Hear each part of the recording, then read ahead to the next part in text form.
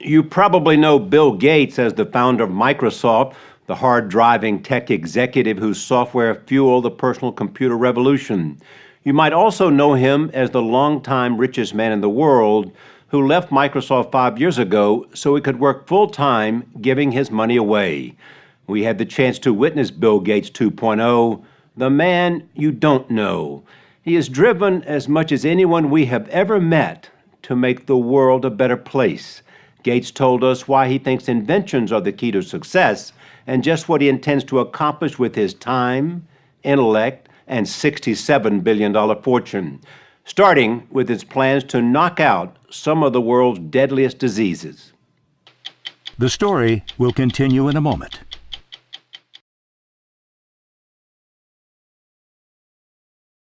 You're going to spend the next 20 years of your life trying to eradicate disease, yes? Yep. That's your mission. That'll be the majority of my time. Starting with polio. Get it done by 2018. Tuberculosis. That one, we'll have to see how the tools go. The current tools are not good enough. To do an eradication. They're good enough to reduce the deaths very dramatically, but we need a few better tools that'll take probably 6 or 7 years. Malaria? Malaria is the one that the tools are being invented now, 15 or perhaps even 20 years, but start to really shrink that map. These are the people Gates wants to help. They are what he calls the bottom 2 billion, a third of the world's population that struggles on less than $2 a day. They are poor, hungry, lack electricity and clean water. Gates' most urgent goal, help the millions of children under 5 who die every year, 1 every 20 seconds, from preventable diseases. No one alive that I know of has said, my goal is to eradicate a disease, and then another disease, and then another disease. Yeah. This is somebody that dreams high. Yeah, because I'm excited about that, and it's doable. Today, Gates spends most of his time here at the Bill and Melinda Gates Foundation in Seattle. He runs it with his father, Bill Sr., and his wife, Melinda, whom he credits with being a driving force behind the foundation. There are over 1,100 employees to help them decide which programs to fund. But Gates still visits sites around the world to see what's working and what's not. I welcome Bill Gates to our school. The government of Ghana and all school-age children are grateful for your support. Very well done. Great to be here. The grants here go towards school nutrition. This is spinach. Improving agriculture. We don't have enough water in the river. And most important to Gates, life-saving vaccines. There you go. Thank you. Well, whenever you see a mother bringing a sick child into a facility, it's easy to relate to what if that was my child. You realize how crazy it is that with the world being rich enough to afford all sorts of frivolous things, that those basic things still aren't being provided. But providing vaccines throughout the developing world is no simple task. So Gates has set up his foundation to run like Microsoft. He insists on strict accounting, and when a problem arises, he pulls in the best people to find solutions. We saw a good example of that when it comes to vaccines. To be effective, they need to be kept cold. So this is using electricity. But that's tough in hard-to-reach areas where refrigerators are rare and unreliable. So back in Seattle, Gates turned to scientists at a company called Intellectual Ventures, where he is both an investor and an inventor. They created a super thermos using the same technology that protects spacecraft from extreme heat. Using only a single batch of ice, it can keep vaccines cold for 50 days. So here is the thermos. That's right. This holds vaccines for over 200 children, and it doesn't require any battery, any energy. Its walls have been designed to be such a good thermos that even in very, very hot days, inside it will stay cold enough to make the vaccines work. And then when you want to take them out, you just go in here, and there's a whole tray of the vaccines. Yeah. You take them out, it records everything you've done with it, the temperature. So it's a replacement for all those refrigerators that have been so unreliable. I mean, just look at this thing. Yeah. When we take it out in the field, people go, oh, that's amazing. Yeah. You can't do that. No matter how perfect the vaccine, if you can't get it to the people who need it, it ain't doing no good. That's right. And now, we need to get it to every child in the world. Gates is betting technology will solve other age-old problems like sanitation. 2.5 billion people around the world do not have adequate toilets. That means streams and rivers get clogged with debris and human waste, becoming breeding grounds for disease. The toilet is one of those things that's like a vaccine, where it really would change the situation. So Gates launched a global competition. Design a toilet that works without plumbing. We had over 20 entrants. We gave 4 top prizes. Some of them used burning, some of them used a laser approach. There were quite a few novel ideas of how you reinvent the toilet. And so this was one of the prototype designs of what a good-looking new toilet would look like. It actually processes everything down in here and then recycles water. Over the next 4 or 5 years, we think we can have a toilet that's every bit as good as the flush toilet. You can learn a lot about what motivates Bill Gates by visiting his private office. He showed us why he draws inspiration from the Italian genius Leonardo da Vinci.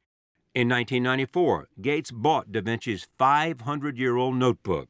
He had an understanding of science that was more advanced than anybody of the time. The notebook we have here is one where he's thinking about water, and he's looking at how it flows when it hits barriers and it goes around, comes back together. He's actually trying to understand turbulence. How should you build a dam? How, does it erode away? It cost $30 million at auction, making it the most valuable manuscript in the world. For Gates, it is priceless. It's an inspiration that one person, off on their own, with no positive feedback, nobody ever told him, what was right or wrong, that he kept pushing himself, found knowledge in itself to be a beautiful thing. Gates scoffs at any comparison to the great Leonardo, but a look around his private office reveals a man equally obsessed with understanding his world. Can I look at these? Sure. This is the weather one, meteorology. Yeah. My very first course that I watched is this geology course. This is a whole series on the joy of science, mathematics, philosophy, and the real world. Gates' collection of DVDs contains hundreds of hours of college lectures that this famous Harvard dropout has watched. The more you learn, the more you have a framework that the knowledge fits into. When he's on the road, Gates, who's a speed reader, lugs around what he calls his reading bag. When he finishes a book, he posts his thoughts on his website, Gates Notes. What I'll do is I'm reading these books. Oh, look at that. I'll take notes. Oh, these are your notes already. Right. Huh? Look at this. No, I love to take notes on books. So I just haven't written it up yet. How long will it take to read all of this? Oh, a long time. Thank goodness for vacations. I read a lot. But Gates isn't just reading books for pleasure. He is determined to use his knowledge to back groundbreaking innovations. Take this high-tech zapper. It is a laser designed to shoot down malaria-infected mosquitoes in mid-flight.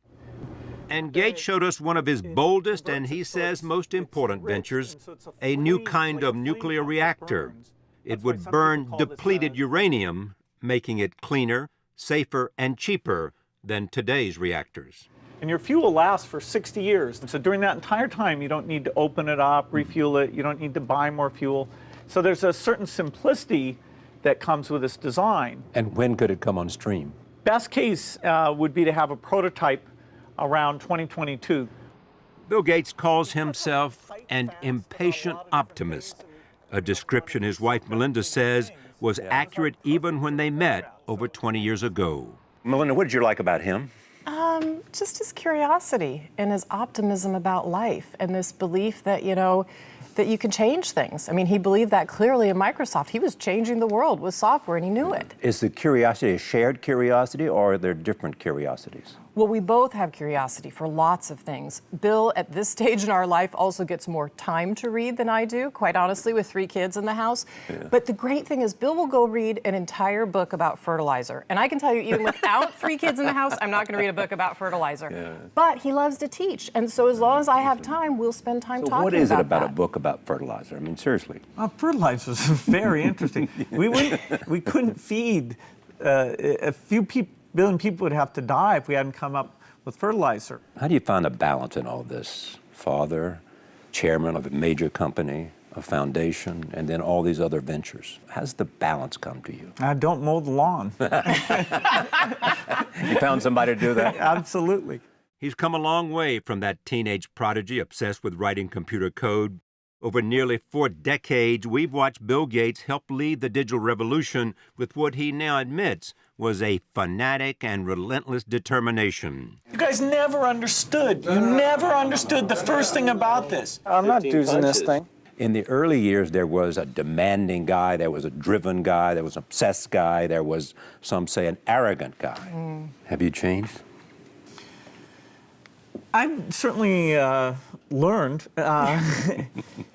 When I make a mistake, and my thinking is sloppy, I like to be very hard on myself. Like, that is so stupid. How could you not see how those pieces fit together? And that way that you're, very disciplined yourself and careful about your thinking, you don't want it to extend out to when other people may not get something quite as quickly. It's like, oh, how come you don't get this thing? Is he mellowed at all? I hope any of us in life mature, right? We all mature. But look, I wouldn't have married Bill if there wasn't a huge heart. With all the adjectives you just used about how he drove his career, which was very successful for Microsoft, there was an enormous heart, always there. No question Gates has softened with age. Just listen to how he reflected on his often tumultuous relationship with the late Apple CEO Steve Jobs. He and I, in a sense, grew up together.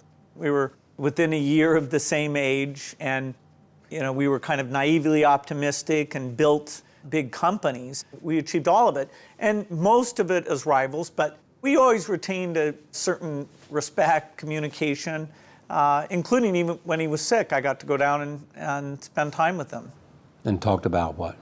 Oh, about what we'd learned, about families, anything.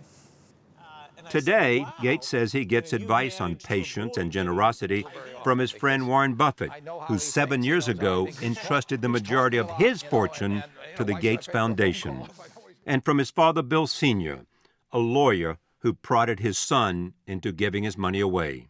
You've said before this is your hero. Why?